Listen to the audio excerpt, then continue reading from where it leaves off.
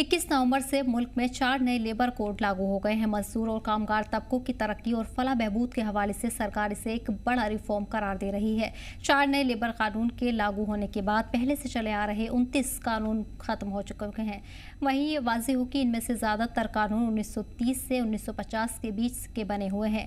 गुज़िश्ता दिनों सरकार की तरफ से 4 नए लेबर कानून, code of wages 2019, industrial relations code 2019, social security code 2020 और occupational safety, health and working conditions code 2020 को नाफिज का नोटिफिकेशन जारी किया गया है। पीएम मोदी ने इसका खैर मकदम करते हुए कहा कि आज़ादी के बाद पहली बार इस तरह का इक़दाम किया गया है। इन नियमों को लागू करने का मकसद हर कामगार वक्त पर तनख्वाह और ओवरटाइम की अदायगी, मिनिमम वेज, ख्वातीन को मर्दों के बराबर सैलरी और काम का मौका मिलेगा।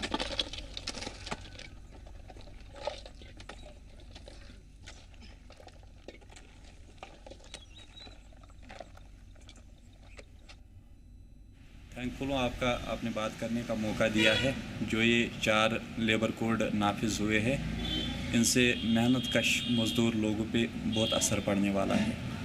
हमारी सरकार से गुजारिश रहेगी कि इन कोड्स पे नज़रसानी करके इस मेहनत कश लेबर तबके को कुछ राहत की सांस मिलनी चाहिए। जम्मू कश्मीर के मंजूर आदिल अहमद डार ने मरकजी सरकार के फैसले का खैर मकदम किया और कहा कि सरकार ने जो लोगों के जॉब कार्ड में उम्र की हद बढ़ाई है, हम उसका खैर मकदम करते हैं और इससे मजदूरों को फ़ायदा होगा।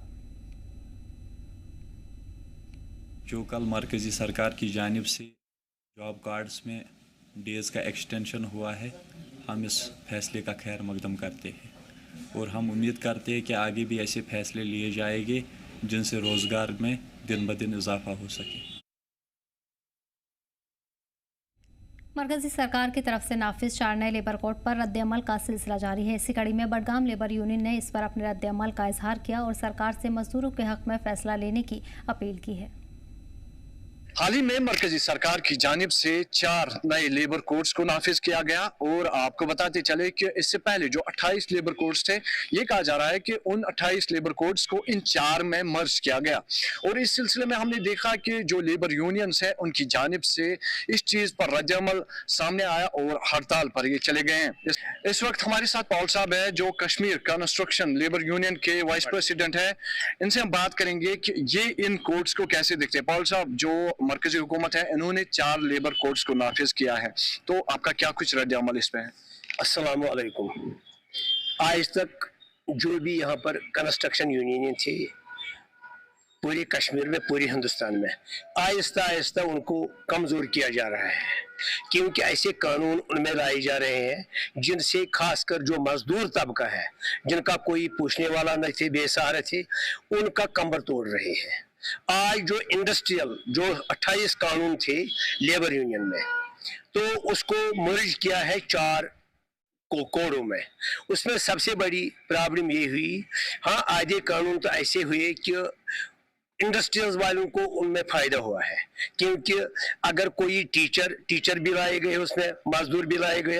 अगर कोई मजदूर या कोई टीचर या और कोई जो कहीं पर काम करता था, उसको कोई मालिक निकाल रहा था, तो उसको आज इस कानून में ये लिखा गया है कि उसको पहले नोटिस देनी है 3 बार। अगर इसको नहीं करना, अगर उसने खुद इसको निकाला अपने दफ्तर से, तो वो बेकार हो गया, तो 1 लाख से 10 लाख तक उसको जुर्माना करना पड़ेगा। वो फायदेमंद है, फायदेमंद है उसके लिए, इंडस्ट्रीज वालों के लिए फायदेमंद है। खासकर इसमें इंडस्ट्रियल सेक्टर जो है, हाँ, उसमें क्या किया है, जो इंडस्ट्रीज वाले हैं, मतलब दुकानदार है या बाकी तबके है, यूनियन है, उसमें जो दुकान बनाते थे या दुकानों को रजिस्ट्रेशन होती थी, उसमें आज क्या किया, उसमें क्या चेंज लाई गई है, उनको वो अगर 20 मजदूर होंगे, 20 मजदूर उस कारखाने में काम, तो उसको रजिस्ट्रेशन बनती है। उसके बाद उसको ऑटोमेटिकली रजिस्ट्रेशन नहीं बनेगी। ये सबसे बड़ी कमजोरी हो गई। दूसरा, जो मजदूर तबका है, मजदूर तबका जिनको आपने इसमें स्कॉलरशिप मिलते थे इन कानूनों में, उसको जो वेलफेयर स्कीमें थे लेबरों के, वो बोर्ड आहिस्ता आहिस्ता बोर्ड को भी कमजोर किया जा रहा है और मजदूर तबका को भी कमजोर किया जा रहा है। उससे मजदूर तबका आज नाराजी हो रहा है। जो यहाँ के यूनियन है, जो रीढ़ की हड्डी थी गवर्नमेंट को काम करने के लिए, क्योंकि वो निशानदेही कर रहे थे कहाँ पर इंडस्ट्रियल यूनिट्स है, कहाँ पर मजदूर है, किसको किस स्कीम की जरूरत है, लेकिन उनको भी थोड़ा थोड़ा कमजोर कर रहे हैं। मेरी गुजारिश यही है, जो कानून आपने बनाए, कानून तो हर के लिए होता है, कानून तो बना, मर्ज भी किया, अच्छे वो कानून बनाओ जिससे मजदूर को फायदा मिले, क्योंकि महंगाई दिन ब दिन बढ़ती, बेरोजगारी तो दिन ब दिन बढ़ती जा रही है। ऐसा फायदा मिल जाए कि ये मजदूर जो उनका कमर टूटा है वो दुआ गो रहेगा, इस गवर्नमेंट का, सेंट्रल गवर्नमेंट का, और आपका भी दुकान है। जिस तरह से आप ये बातें हर वक्त गवर्नमेंट तक पहुंचाते हैं, आपके भी दुआ गो रहेंगे, क्योंकि जब यहाँ से जाएंगे कुछ नेक दुआ लेके जाना चाहिए, बद दुआ लेके नहीं जाना चाहिए। आपसे मुख्तसरन जानना चाहिए, क्योंकि मजदूर जितने भी यूनियंस हैं, चाहे हम मरकज की भी बात करेंगे, तो रद्द-ए-अमल सामने आया है, एहतजाज इस पे हो रहा है, तो आपको लग रहा है कि ज्यादातर ये नुकसान पहुंचा रहा है मजदूर को? बिल्कुल नुकसान पड़ रहा है मजदूर को, इंडस्ट्रीज वालों को भी नुकसान पहुंचा रहा है। ये मजदूर को ही नहीं, मजदूर का कमर पहले ही टूट चुका है। यहाँ मजदूरों को हाँ आज स्कीमें मिल रही है, उनको वेलफेयर बोर्ड की तरफ से, JKBOC बोर्ड की तरफ से, लेकिन उनमें अहम रोल अगर है जो यहाँ की यूनियन है, जो यहाँ के कंस्ट्रक्शन यूनियन है, उनका रोल है। उनने इसमें 12 कोशिश की, कुर्बानियां की है, उनने उसमें काम किया है मजदूरों की भलाई सिंह, लेकिन आज उन्हीं यूनियनों को कमजोर किया जा रहा है। जब यूनियन ही कमजोर होगी तो मजदूर कहाँ रहेगा? ये बहुत बड़ा नुकसान है। उनको पहले यूनियन को खड़ा करना है, इंडस्ट्रियल यूनिटों को खड़ा करना है, जिससे यहाँ का मजदूर उसको बेहबूदी रोजगार मिल सके, बेहबूदी स्कीमें मिल सके। जब वही कमजोर यूनिटें कमजोर रही, कंस्ट्रक्शन यूनिटें कमजोर रही, यूनियन कमजोर रही, तो मजदूर कहाँ रहेगा? उसको तो बड़ा नुकसान हो रहा है। और साहब साथ साथ में आपसे जानने की कोशिश करेंगे, जो मरकजी हुकूमत है उन्होंने नरेगा का काम जो है 90 दिन पहले मिलते थे एक मजदूर को, अब उनको 150 दिन किया है, तो आप इस चीज को कैसे देखते हैं? हाँ, उसको तो मैं बहुत अच्छा कदम था है, लेकिन उस कानून में भी एक कमजोरी है। अगर उसमें 150 दिन उसको किया है, लेकिन रेट तो वही रही, रेट चाहे 400 या 225 रुपया या 279 रुपया, देखिए रेट में उसको अपग्रेड नहीं किया गया। अगर वो आज मजदूर 700 रुपया लेता है, जब रेट 279 50 दिन तो 150 दिन तो उसको क्या कर लेगा अगर वो एक्सेस कर लेगा? उनको रेट में एक्सेस करना था 500 600, अगर 600 नहीं मिल तो 500 तो करना था, उस मजदूर को उससे फायदे मिल जाएगा। वरना जो नरेगा काम यहाँ होता है वो उन मेटों और उन लोगों को पता है किस तरह वो काम करवाते हैं, क्योंकि 200 आप ही खुद कश्मीर के रहने वाले या हिंदुस्तान के, आप ही खुद देख लो 279 रुपया पर कौन सा मजदूर आज यहाँ काम कर लेगा?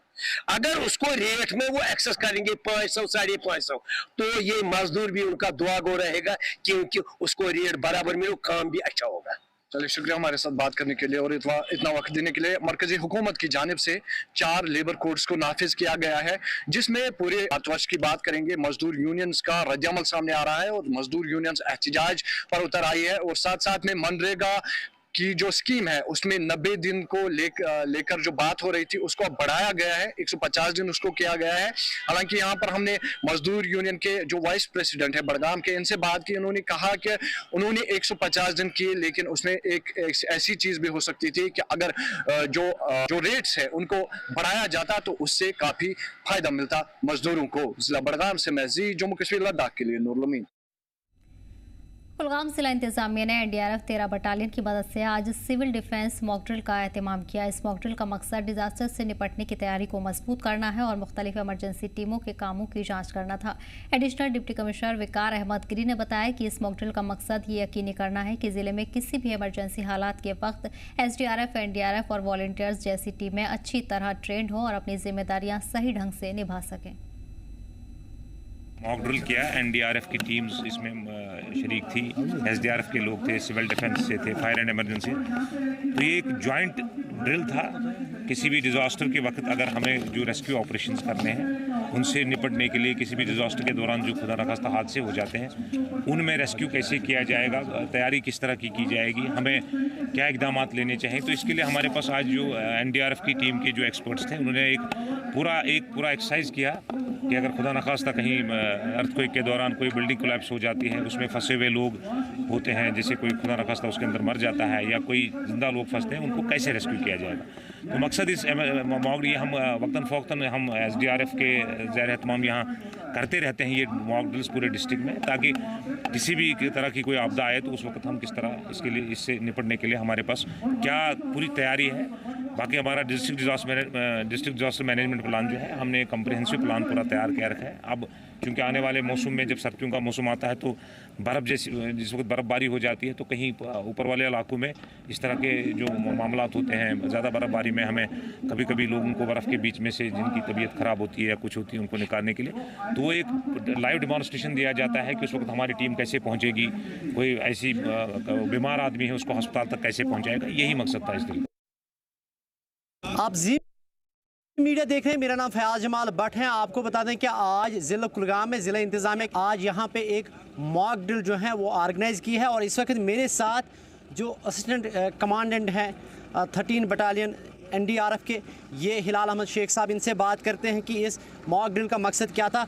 हिलाल साहब, आपका बहुत बहुत शुक्रिया और खुश आमदीद जी जम्मू कश्मीर लद्दाख में। Thank you sir. आज की इस ड्रिल के हवाले से, मॉक ड्रिल के हवाले से बता दीजिएगा, मकसद क्या था इसका। आज हम यहाँ पे कुलगाम डिस्ट्रिक्ट में मॉक ड्रिल कंडक्ट कर रहे थे। इससे पहले हमने किया था टेबल टॉप एक्सरसाइज। इस मॉक ड्रिल का एम यही था कि जितने भी स्टेक होल्डर्स हैं इंक्लूडिंग कम्युनिटी, इनमें एक डिज़ास्टर प्रिपेयर्डनेस कल्चर पैदा करना है, और दूसरा कोऑर्डिनेशन डेवलप करना है जितने भी स्टेक होल्डर्स है, और तीसरा एम इसमें ये था कि अगर कहीं गैप है रिसोर्स में तो उसको फिल करना है। इस मॉक एक्सरसाइज में हम NDRF, SDRF, fire and emergency और वॉलंटियर्स जॉइंट एक्सरसाइज किया है, जो बेस था अर्थक्वेक के ऊपर। किस तरीके से अर्थक्वेक आ सकता है, उसमें क्या क्या सिचुएशन पैदा हो सकता है, और उस डिज़ास्टर में किस तरीके से हम रेस्क्यू ऑपरेशन लॉन्च कर सकते हैं। तो आज यहाँ पे हमने एक सिनेरियो क्रिएट करा जिसमें एक बिल्डिंग कोलैप्स हो रहा था, और मल्टी स्टोरी बिल्डिंग में ऊपर वाली स्टोरी में कुछ विक्टिम फंसे हुए थे, उनको कैसे हम इवैक्यूएट करते हैं वो हमने यहाँ पे प्रदर्शन किया उसका। और दूसरा, इसमें हमको ये पता चलता है कि कहीं रिसोर्स में कोई गैप तो नहीं है, क्या अवेलेबल रिसोर्सेज है जिनको हम मोबिलाइज कर सकते हैं इस सिचुएशन में। एक सेटअप है जो RR से बरजुला है, वहाँ पे ये RR से बरजुला पूरे कश्मीर में जितने भी डिस्ट्रिक्ट है उसका डिज़ास्टर पॉइंट ऑफ व्यू से देखता है। अगर कोई भी मैन मेड या नेचुरल डिज़ास्टर है तो उसको रेस्पॉन्ड करते हैं और वहाँ भी लोगों को बचाते हैं। हम ज़िला कुलगाम के हवाले से बात करें, आज आप ज़िला कुलगाम पहुँचे, किस अजला का आप दौरा करते हैं और कहाँ कहाँ पे आज तक आपने ये इस तरह की मॉक ड्रिल जो है वो ऑर्गेनाइज की। जो NDRF का सेटअप है यहाँ पे श्रीनगर में RR से बरजुला, हम हर डिस्ट्रिक्ट में जाके वहाँ पे मॉक एक्सरसाइज, फैमिलाइजेशन एक्सरसाइज और school safety programmes continue conduct करते रहते हैं। तो आज यहाँ पे कुलगाम में किया, इसके बाद हमने शुपिया में भी एक प्रोग्राम रखा है, और इससे पहले भी हम और सारे डिस्ट्रिक्ट जैसे कुपवाड़ा में, बांडीपुरा, गांधरबल में, हर डिस्ट्रिक्ट में जाके हम इस तरीके की मॉक एक्सरसाइज कंडक्ट कर लेते हैं, ताकि लोगों में अवेयरनेस आ जाए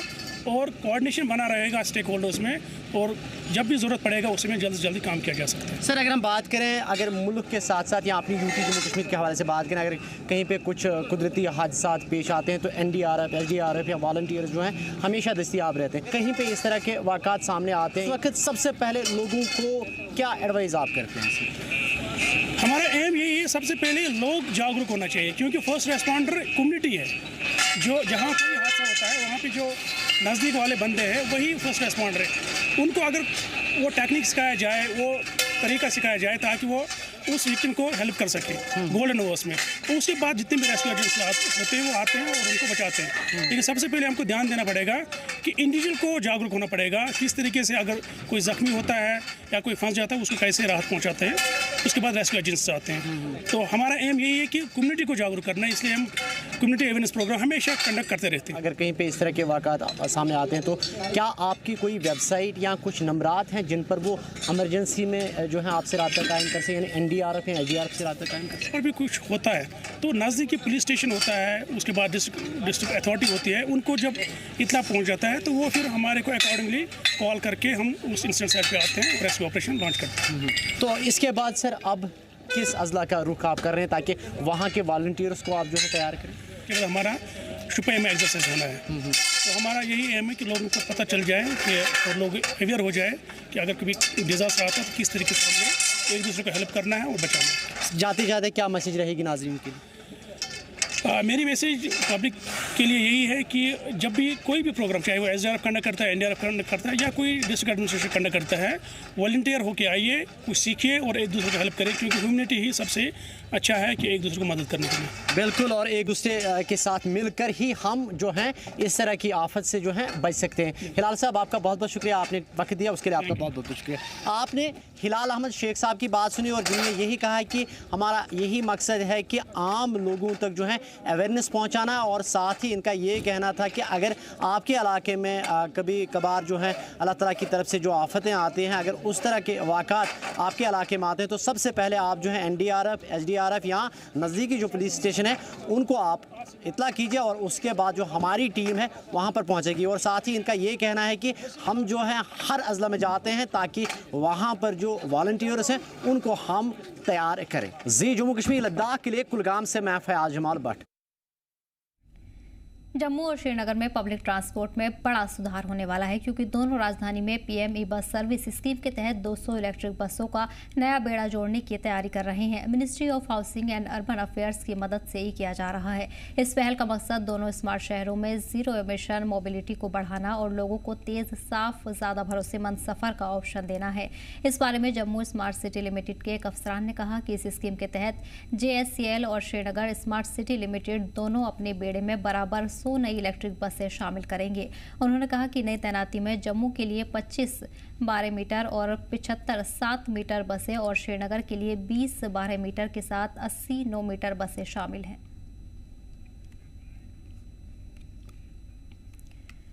वहीं इंडो तिब्बतन बॉर्डर पुलिस ने अपनी 15वीं बटालियन उधमपुर में 64वां फाउंडेशन डे मनाया गया। इस तकरीब में मेहमान खुसूसी के तौर पर minister of state for home affairs बांदी संजय कुमार, जम्मू कश्मीर के AG मनोज सिन्हा और कई दीगर अफसर मौजूद रहे। वहीं बांदी संजय कुमार ने ऑफिशियली सलामी ली और मेगा परेड का मुआयना किया है। अपने खिताब में उन्होंने ITBP मुलाजिम को मुबारकबाद दी और हिमालय की कठिन हालातों में उनकी सर्विसेज की तारीफ की है।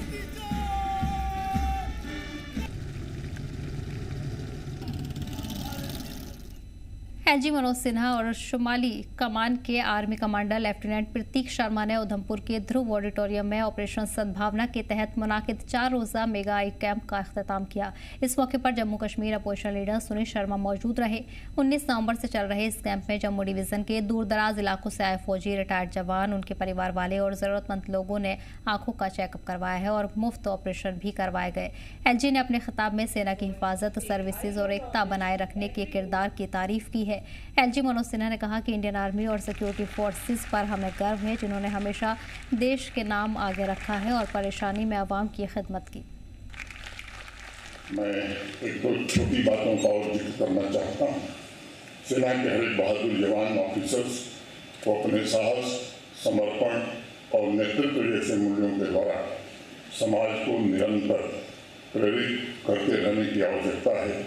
यह कैंप अपने आप में ऐसे नेतृत्व का प्रमाण है जो समाज को प्रेरित करते हुए एक स्वस्थ समाज और राष्ट्र का निर्माण कर रहा है। दूसरी बात, हमें अपने आसपास तेजी से बदलते हुए सुरक्षा परिवेश को भी निरंतर ध्यान में रखना होगा।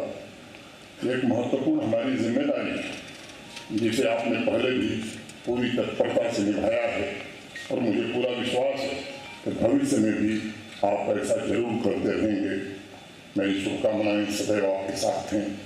आज के ऐतिहासिक दिन पर मैं आप सबके सेवा भाव और प्रोफेशनलिज्म की भूरी भूरी प्रशंसा करता हूँ। मैं army medical corps, army hospital, research centre तथा इससे जुड़े सभी लोगों की उत्कृष्टता की नई ऊंचाइयों को छूने और भारत के राष्ट्रीय लक्ष्यों तथा आर्मी के मूल्यों के प्रति प्रतिबद्धता के लिए भी शुभकामनाएं देता हूँ। डोडा पुलिस की नशे के खिलाफ जारी जंग के दौरान PP खिलानी की तरफ से लगाए गए नाका चेकिंग में 3 ड्रग पेडलर्स को गिरफ्तार किया गया है। गिरफ्तार होने वालों में जुनैद कयूम, नरिंदर कुमार, अरुण कुमार शामिल हैं।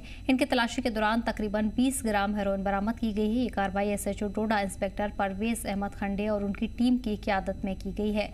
वहीं डोडा पुलिस ने बताया कि नशे के सौदागरों के खिलाफ ये मुहिम लगातार जारी है और समाज को इस आफत से बचाने के लिए सख्त कदम उठाए जा रहे हैं।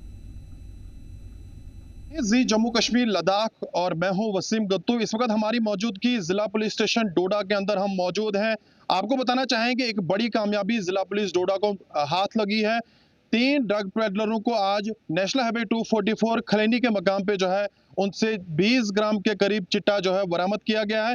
ये 3 लोग जिला डोडा के ही रहने वाले हैं, अलग अलग एरियाज के रहने वाले हैं, जिसमें हम आपको बताना चाहेंगे जुनेद कयूम जो जिला डोडा के बस स्टैंड का ये शख्स रहने वाला है। और जुनेद की अगर हम बात करें, आज से लगभग कुछ टाइम पहले लगभग 1.5 साल के करीब ये जो है इसने जेल में जो ये शख्स रहा है। और सलाखों के पीछे जब इस शख्स को पहुंचाया गया, उसके बाद जब वहां से ये शख्स रिलीज होता है, उसके बाद फिर से ये काला काम करने का जिस तरह से ये काम कर रहा था। और पुलिस को जब इंफॉर्मेशन मिलती है कि ये शख्स फिर से इस तरह का काम कर रहा है, और पुलिस ने इसको डोडा के खलैनी इलाके में दर्द बोझा, और इसके साथ जो 2 लोग हैं जिसमें एक शख्स का नाम नरिंदर सिंह है, ये कास्तीगढ़ इलाके का रहने वाला है, और इस शख्स को भी पुलिस ने जो है वो हिरासत में फिलहाल पहुंचाया है।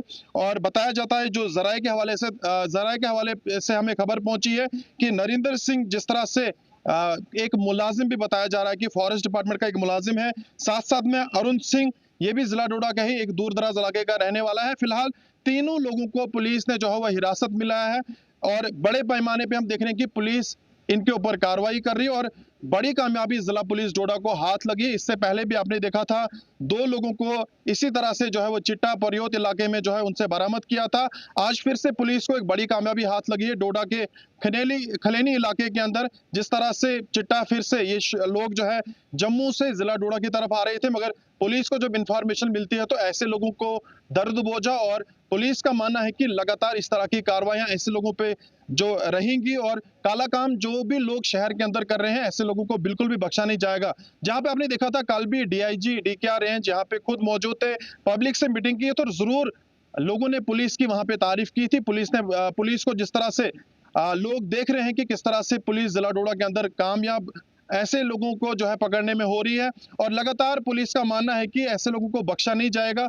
जो भी पुलिस अभी जो है वो छुपे हुए हैं, या जो बड़े बड़े जो मगरमच्छ हैं, पुलिस जहां तक अभी नहीं पहुंच रही है, तो जरूर ऐसे मगरमच्छों को जो है बाहर निकाल के सलाखों के पीछे पहुंचाया जाएगा। तो मुझे उम्मीद है इस तरह का काम अगर पुलिस लगातार करेगी तो जल्द से जल्द ऐसे लोग जो है वो सलाखों के पीछे रहेंगे जो मगरमच्छ अभी भी पुलिस से छुपे हुए बैठे हैं। जी जम्मू कश्मीर लद्दाख के लिए वसीम गत्तू, डोडा। 78वें पुंछ लिंकअप डे के मौके पर lieutenant general PK Mishra, general officer commanding 16 core ने एक शॉर्ट डॉक्यूमेंट्री फिल्म का इफ्तिताह किया। ये फिल्म इंडियन आर्मी की तारीखी ऑपरेशन पुंछ में निभाए गए अहम किरदार को दिखाती है। स्क्रीनिंग नाटो ऑडिटोरियम पुंछ में हुई, जिसमें आर्मी अफसरान, रिटायर्ड फौजी और मकामी कम्युनिटी के लोग शामिल रहे। फिल्म में ऑपरेशन सिंदूर के दौरान फौजियों की हिम्मत और कुर्बानी को याद किया गया, और ये दिखाया गया कि 1948 में हुए इंडो पाक जंग के वक्त पुंछ लिंकअप का कितना स्ट्रेटेजिक अहमियत रखता था। लेफ्टिनेंट जनरल मिश्रा ने इफ्तिताही तकरीब में लोगों को खिताब किया और शहीद जवानों को खराज अकीदत पेश की। 22 नवंबर जो है हम हर साल पुंछ लिंकअप डे के तौर पर मनाते हैं, और जो कि 1947 और 48 के बीच में हमारे पुंछ के सिविलियन और हमारी इंडियन आर्मी के जवानों ने मिल करके अपने इस पुंछ को सेव किया था। और उसी के चलते आज जो फर्स्ट वैरायटी में हम लोगों ने यहाँ नमन स्थल पर सभी ने मिलकर, सिविल एडमिनिस्ट्रेशन और सभी हमारे आर्मी के अधिकारी, जैसे पुंछ ब्रिगेड के कमांडर साहब, फॉर्मेशन कमांडर साहब, सभी ने मिलकर यहाँ श्रद्धांजलि दी। और अभी इसके बाद आगे का नेक्स्ट प्रोग्राम जो है वो आगे शुरू होगा। आज का जो 22 नवंबर को हमारा इंडियन आर्मी इस प्रोग्राम बनाते हैं हम 93 ब्रिगेड के अंडर, और जो हमारे शहीद हो गए हैं उन शहीदों को हम क्या करते हैं, फूल करने के लिए आते हैं। इस दिन के लिए पूरे पुंछ में इकट्ठे होकर इस दिन को हम मनाते हैं। जय हिंद। आज लिंकअप डे के दिन पर हम सब यहाँ पर पुंछ में इकट्ठे हुए हैं। हर साल 22 नवंबर को ये लिंकअप डे मनाया जाता है। 1948 में श्रीनगर से और उड़ी होते हुए हाजी पीर पुंछ को हिंदुस्तान के साथ में और श्रीनगर के साथ मिलाया था। ब्रिगेडियर प्रीतम सिंह आए और उन्होंने लिंकअप किया पुंछ को वैली के साथ में, और यहाँ सिविल अवाम से आकर वो मिले और सिविल अवाम उनके साथ में मिलकर यहाँ इस पुंछ को आज़ाद किया। और इसी खुशी में हर साल 22 नवंबर को लिंकअप डे मनाया जाता है। जिला लीगल सर्विसेज अथॉरिटी बांदीपोरा की तरफ से आज एक खास लोक अदालत का इनेकाद किया गया जो मुकम्मल तौर पर कंपाउंडेबल क्रिमिनल केसों की फौरी और सुलह सफाई के जरिए निपटारे के लिए डेडिकेटेड थी। बता दें कि ये पेशकदमी जस्टिस पर वक्त फैसले और कानूनी इंसाफ तक आसान रसाई के सरकारी इरादों को मजीद मजबूत करती है। ये special Lok Adalat justice Arun Pali, chief justice high court of Jammu Kashmir and Ladakh, justice Sanjeev Kumar, जज high court of Jammu Kashmir and Ladakh की क़यादत में की गई। फिलहाल इस बुलेटिन में इतना ही। हमें दीजिए इजाजत। देखते रहिए जम्मू कश्मीर लद्दाख।